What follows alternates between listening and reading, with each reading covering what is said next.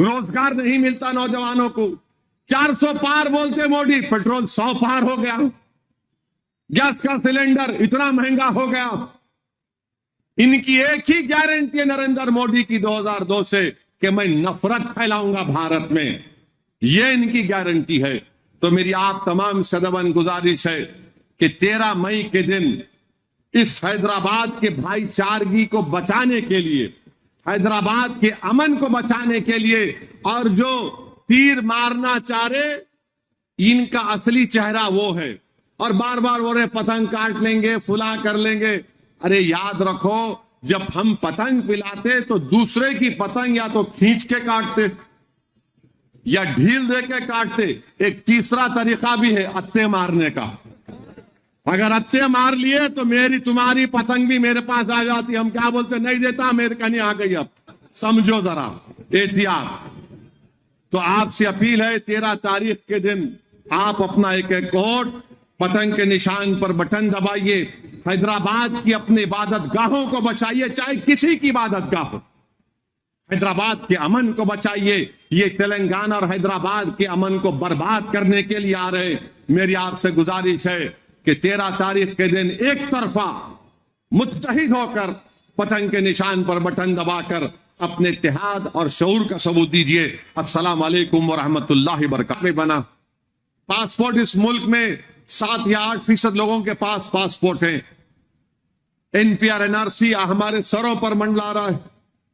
ये बीजेपी करना चाहती है और बार बार बोले नहीं करेंगे। अरे अमित शाह मेरा नाम लेकर लोकसभा में बोले कि हम एनपीआर एनआरसी करेंगे। रिजर्वेशन की बात आती है, वजीर आजम बोल रहे कि रिजर्वेशन खत्म कर दूंगा मैं। अमित शाह बोल रहे रिजर्वेशन खत्म कर दूंगा मैं। बोल रहे मजहब के नाम पर रिजर्वेशन नहीं मिलना चाहिए। श्रीवास साहब पेस्टर बैठे हुए हैं। इस मुल्क में दलित मुसलमान, दलित क्रिश्चियन का एक मसला है। 1950 का प्रेसिडेंशियल ऑर्डर क्या है, बोलो नरेंद्र मोदी? क्या वो रिलीजन की बुनियाद पर नहीं है रिलीजन की बुनियाद पर। रिलीजन की बुनियाद पे नहीं होना चाहिए।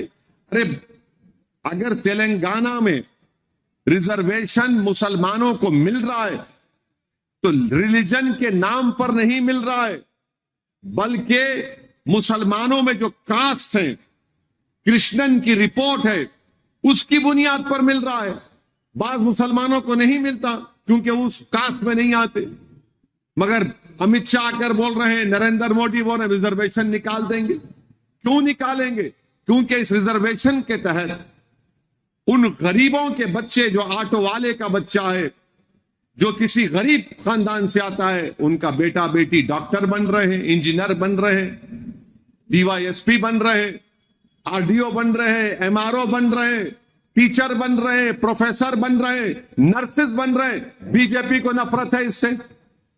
ये क्यों कर? अरे भाई, अगर इस मुल्क का 14% आबादी, बल्कि अगर क्रिश्चियंस को भी मिला लिया, आप सिखों को मिला लिए, 20% की आबादी है माइनॉरिटीज की, अगर वो कमजोर रहेंगे तो मुल्क ताकतवर कैसे होगा बताइए आप। मोदी बोलते विश्वागुरु विश्वागुरु, क्या विश्वागुरु? आप जब अकलियतों के तरक्की के मौकों को खत्म करके रखना चाहते हैं, उनको आप ऊपर उठता हुआ नहीं देखना चाहते, आप उनको गरीबी और मुफलिसी में रखना चाहते हैं, तो मेरे अजीज दोस्तों और बुजुर्गों, ये इसके लिए भी आपको वोट देना पड़ेगा 13 मई के दिन निकलकर। एक ताकतवर वर्डिक्ट और फैसला आपको देना है अपने वोट के जरिए। आप पूछ लीजिए, कई ऐसे जगह पर भारत में, मुल्क में ईसाइयों पर हमले होते हैं, मामूली बैप्टाइजेशन की सेरेमनी करने नहीं दिया जाता उन लोगों को। बैप्टाइजेशन की सेरेमनी को बोलते हैं कि नहीं, रिलीजियस कन्वर्जन हो रहा है, मारा जाता है, पीटा जाता है। सुप्रीम कोर्ट में केस चल रहा है, कॉलिन गोंजाल्विस एक वकील है मायनाज, वो लड़ रहे हैं। कहां जाएगा फिर मुल्क? ये क्या बचेगा इस मुल्क में? इतनी नफरत वजीर आजम की तरफ से खुद फैलाई जा रही। एक वजीर आजम कोई तकरीर कर सकता है क्या? बताइए आप। क्या आप मुसलमानों को वजीर आजम कह रहे हैं कि घुसपैठी हैं, ये बच्चे ज्यादा पैदा करते हैं, और हिंदू मां और बहनों के गलों से मंगलसूत्र निकालकर मुसलमानों को दिया जाएगा। ये कोई जबान है वजीर आजम की इस्तेमाल करने की? अरे ये तो रोड चलता हुआ आदमी भी नहीं बोलेगा, मगर वजीर आजम बोल रहे हैं और लोग सुन रहे हैं और लोग थाली मार रहे हैं। अजीब माहौल हो